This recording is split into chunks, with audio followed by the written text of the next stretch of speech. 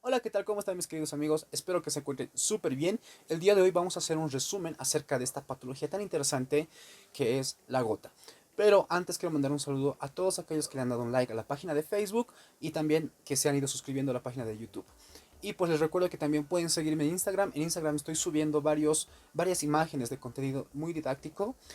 Son buenas imágenes para ir repasando criterios, scores, valores normales y mucho tipo de cosas meramente didácticas.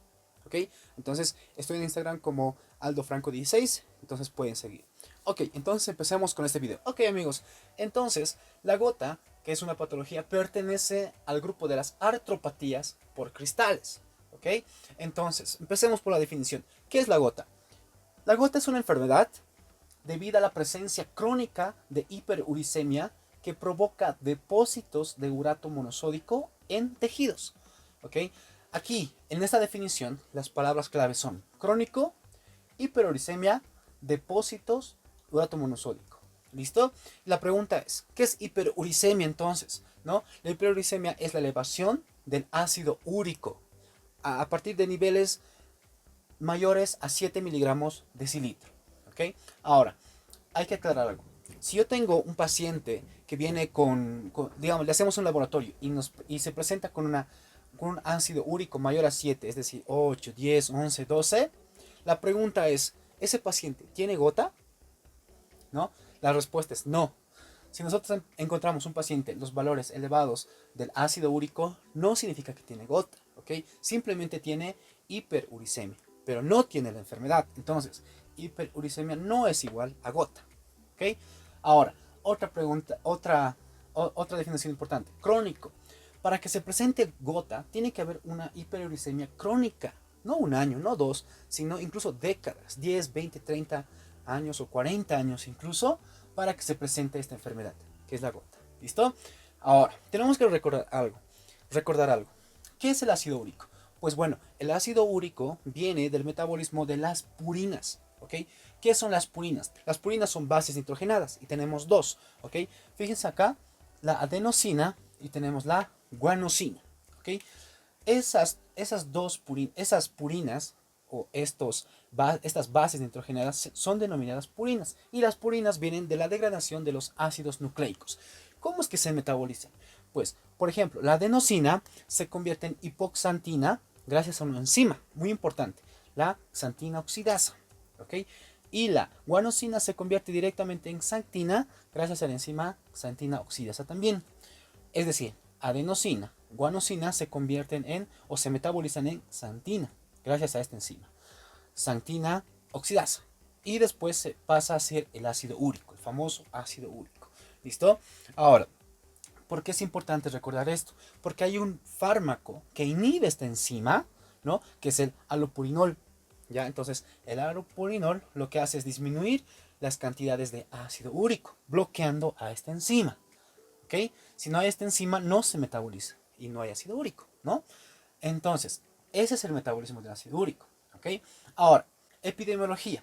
¿En quiénes es más frecuente esta enfermedad? La gota.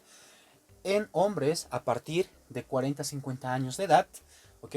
Hay un predominio abismal entre hombres y mujeres. Ahora, pero también puede presentarse en mujeres después de la menopausia. ¿Y eso por qué? Porque después de la menopausia empieza a caer los niveles de estrógeno, ¿no? Los estrógenos tienen una función de ser úricos, eliminan ácido úrico, pero si no hay estrógenos no se elimina ácido úrico y se empieza a acumular y aparece hiperuricemia, ¿ok? En ese caso sí se puede presentar la gota en mujeres. Ahora, ¿en qué tipo de personas aumenta la prevalencia de esta enfermedad?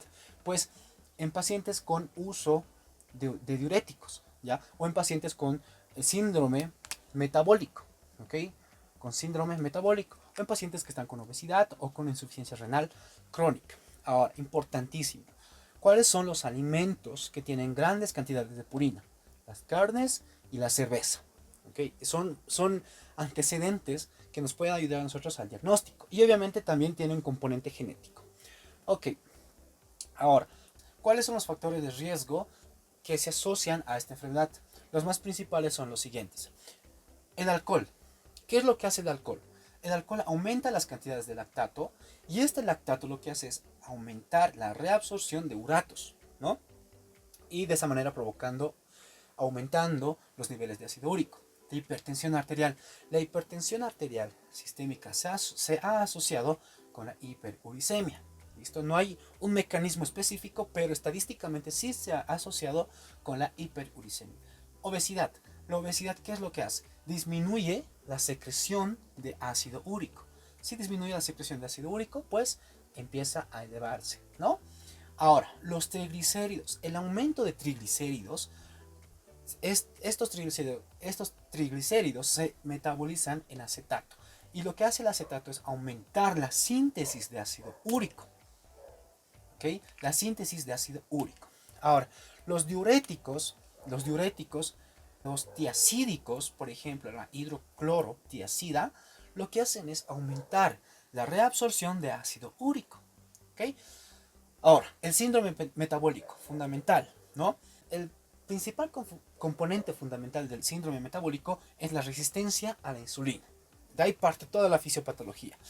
Entonces, lo que hace esta resistencia a la insulina es aumentar también la reabsorción tubular del ácido úrico. ¿Ok? Ahora, cuando hay un paciente que presenta hiperuricemia, presenta gota y además presenta nefrolitiasis, hay que sospechar siempre de un síndrome metabólico. ¿Ok? Ahora, a partir de esto hay otros factores de riesgo, muchos más factores de riesgo, pero estos son los principales. Si se dan de cuenta, el componente principal de estos factores de riesgo es el aumento, la elevación del ácido úrico. Ok, manifestaciones clínicas. ¿Cómo es su presentación clínica? Lo podemos dividir nosotros en 4. Primero, puede ser una hiperuricemia asintomática. Esa hiperuricemia asintomática, como su nombre dice, no tiene sintomatología. Simplemente el paciente está constantemente por años y años con un ácido úrico por más de 7 miligramos de decilitro. ¿Okay? Ahora, viene esta manifestación clínica que se llama artropatía gotosa aguda. Es decir, el paciente presenta una crisis de gota aguda. ¿Cómo se presenta sintomatológicamente? El paciente viene con un dolor súbito, la clave, monoarticular, ¿ya? Y por lo general, muy frecuente que se presente en la primera articulación metatarsofalángicas, es decir, en el primer dedo del pie, en el dedo hallux, ¿verdad? Entonces, estos pacientes que suelen tener una primera crisis, ¿no? Pues generalmente se presenta esto durante la noche. El paciente está durmiendo y de repente se levanta con un dolor súbito, muy insoportable. Y este dolor súbito es de tipo inflamatorio. ¿Por qué es de tipo inflamatorio? Porque el ácido úrico se empieza a acumular en las articulaciones periféricas, sobre todo en aquellos lugares donde la temperatura tiende a disminuir de 37 grados para abajo, como son las articulaciones periféricas. Entonces lo que hace es despertar el sistema inmunológico y lo que provoca es una inflamación. ¿Ok? Por eso es que cuando vamos a encontrar el dolor súbito y si nosotros revisamos al paciente, vamos a ver al dedo hallux, al primer dedo del pie, con signos de inflamación, ¿no? Tumor, calor, rubor, ¿ok? Todos los signos de Celsius. Ok, ahora, importantísimo. Cuando esta crisis gotosa se presenta una primera vez, por lo general es monoarticular, por lo general. Pero si no se controla los niveles de ácido úrico, la segunda, tercera, cuarta crisis gotosa que se va a presentar va a ser poliarticular, fundamental. ¿Ok? Ahora, después de eso, esta crisis de gota aguda dura aproximadamente entre 5 a 10 días. Es decir, va disminuyendo de 5 a 10 días. Va disminuyendo la sintomatología. ¿Ok? Después se presenta un periodo intercrítico. ¿Por qué? Este periodo intercrítico es asintomático. El paciente recupera, ya no siente dolor, se recupera y está asintomático. ¿Ok? Pero si no se controla los niveles de ácido úrico, pasamos a una cuarta etapa. Y esta es una de las peores de esta enfermedad, que es la gota tufosa crónica. Es crónica. Lo que pasa es lo siguiente. En esta etapa ya hay depósitos de cristales de urato monosódico en los tejidos. Hay dos tejidos principales donde se empieza a acumular estos uratos. En la piel, sobre todo en el pabellón auricular. Ustedes recuerden que en todo el pabellón pueden haber acúmulos de depósitos de urato monosódico, ¿no? y además en los riñones, provocando una nefrolitiasis o una nefropatía intersticial. Por eso es muy importante. Ahora, diagnóstico. ¿Cómo hacemos el diagnóstico? El diagnóstico nosotros lo podemos hacer clínicamente. De hecho, básicamente es clínico con los antecedentes, ¿no? Con todo lo que hemos hablado.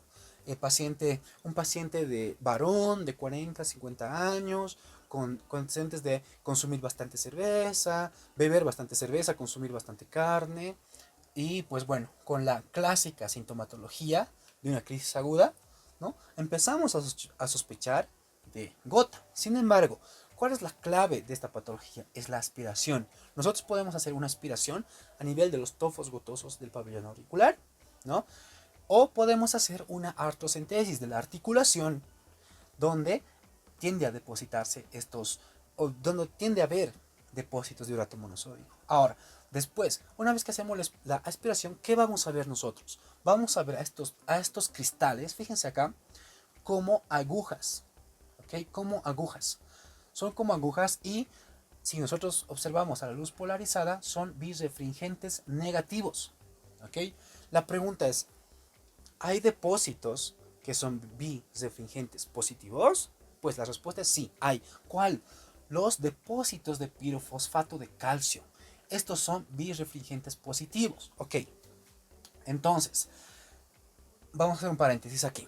Si nosotros encontramos en una aspiración, no encontramos cristales, depósitos de urato monosódico, pero encontramos pirofosfato de calcio, entonces estamos frente a una pseudogota. ¿Ok? Gota cuando encontramos cristales de urato monosódico. Pseudogota cuando encontramos pirofosfato, cristales, depósitos de pirofosfato de calcio. Pseudogota. Ahora, hemos dicho, la gota se presenta en varones. La pseudogota se presenta sobre todo en mujeres a partir o mayor a los 60 años. Y lo importante, si nos reportan que estos cristales tienen formas romboidales y no como agujas, pues son típicos de los cristales o los depósitos de pirofosfato de calcio. Tienen esta forma de acá, romboidal. ¿Ok? Entonces, eso.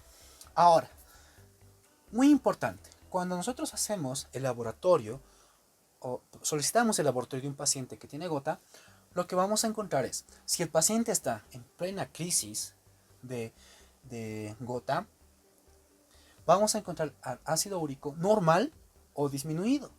Esto sobre todo está en Harrison, lo pueden revisar. Uno esperaría encontrar, ¿no? Sobre todo, una hiperuricemia, ácido úrico mayor a 7 miligramos de decilitro. Pero cuando se ha visto en muchos pacientes que se ha hecho el laboratorio y se ha medido el ácido úrico, pues por lo general está normal o está disminuido. ¿Ok? ¿Por qué? ¿Por qué está disminuido o por qué está normal? Pues recuerden, la gota, estos cristales de urato monosódico activan el sistema inmunológico. Así, de esa manera activan la inflamación. Y hay citoquinas proinflamatorias como la interleucina 1, la interleucina 5, la 6, la 8, la 9, el factor de necrosis tumoral alfa, por ejemplo. Que estas son citoquinas proinflamatorias y estas citoquinas disminuyen los niveles de ácido úrico. Por eso es que nosotros encontramos normal o disminuida el ácido úrico. ¿Ya? Ahora, también podemos hacer rayos X y también podemos hacer un cultivo o tinción Gram. Esto cuando nosotros sospechamos de una artritis séptica. ¿Okay? Si nosotros sospechamos de una artritis séptica, hay que hacer un cultivo y una tinción Gram. ¿Okay? Entonces, ¿cuál es la clave de esto? La aspiración. La aspiración. En la aspiración encontramos estos cristales típicos de ácido úrico, ya hacemos el diagnóstico. ¿Okay? Ahora, tratamiento. Tratamiento lo podemos dividir nosotros en 3 fases. 1, para controlar la crisis aguda. 2, para disminuir la uricemia. 3, para prevención de futuras crisis. Nosotros vamos a basarnos en lo primero, para el control de una crisis aguda. Paciente que ingresa con estos datos clínicos de dolor súbito, monoarticular, en el dedo hallux, que sobre todo ha habido una exacerbación en la noche, ¿no? Con datos de inflamación, tenemos que tratar de esta forma. ¿Cuáles son los medicamentos de primera línea para tratar una crisis aguda de gota? Los AINES. Se puede usar el ibuprofeno, pero en la mayoría de los casos se usa la indometacina. ¿Cuál es el medicamento de segunda elección? la colchicina, por ejemplo. ¿Ok? De tercera elección, corticoides, estos por vía intraarticular.